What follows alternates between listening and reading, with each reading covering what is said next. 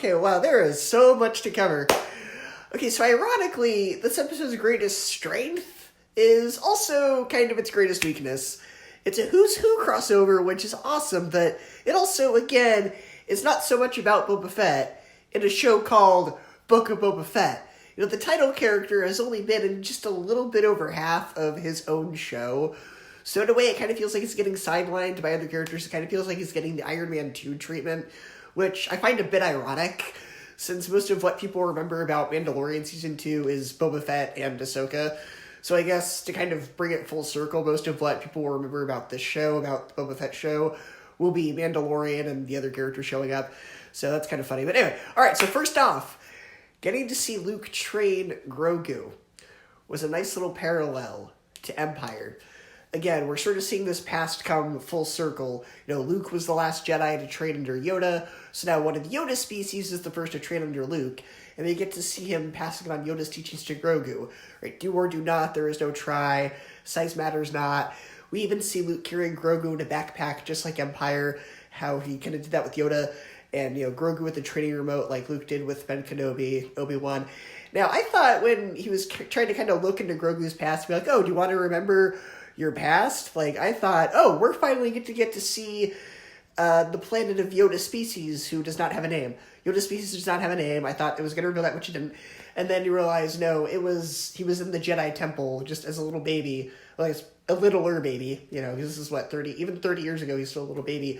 And he had to see all the clones exterminate the Jedi, so even at a very young infancy age, he's traumatized, man. Poor little Grogu.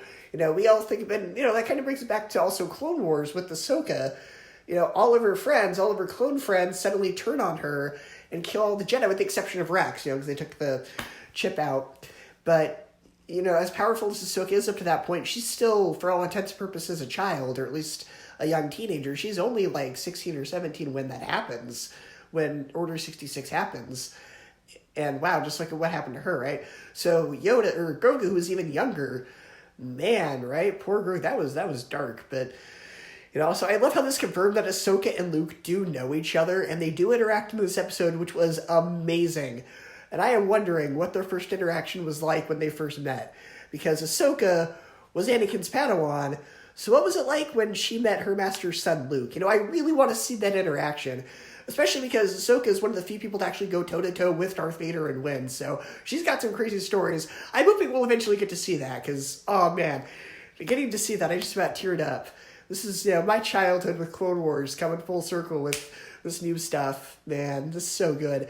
And speaking of Clone Wars, we, of course, get to the biggest surprise in this episode, where I had to pause to stop screaming like a fanboy and really take this in and assure myself I wasn't dreaming. What was happening on the screen in front of me was in fact really happening. We finally get to see Cad freaking Bane in live action. I never thought we'd get to see this in a million years. I thought there's no way they're going to make this character in live action. He's too weird looking. There's no way it's going to look in live action. But he looks scary, and I mean, that's good. That's good that he looks scary, because the character himself is a bit scary. He's intimidating. And, oh man, that shootout.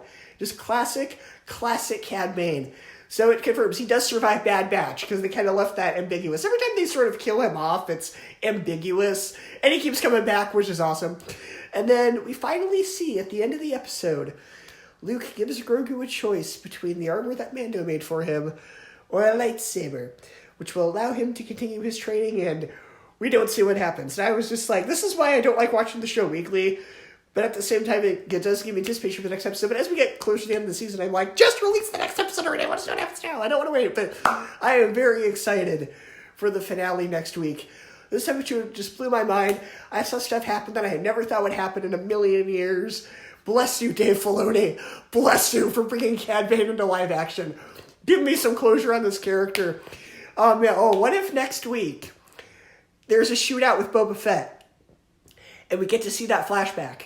Because they were supposed to do a Clone Wars flashback where we get to see, when I say young Boba Fett, I mean like child or teenager Boba Fett during the Clone Wars era, where he does get a shootout with Cad Bane, and Bane shoots him, and that's how he gets the dent on his helmet. See, I thought that's how Cad Bane dies.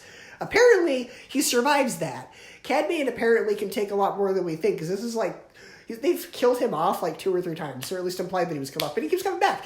So that's awesome. So maybe we'll finally get to see a rematch between Boba and Cad Bane, where he'll finally be dead for good. Like, I would love to see that. So what did you guys think? This episode just blew my mind. I'm so excited for next week.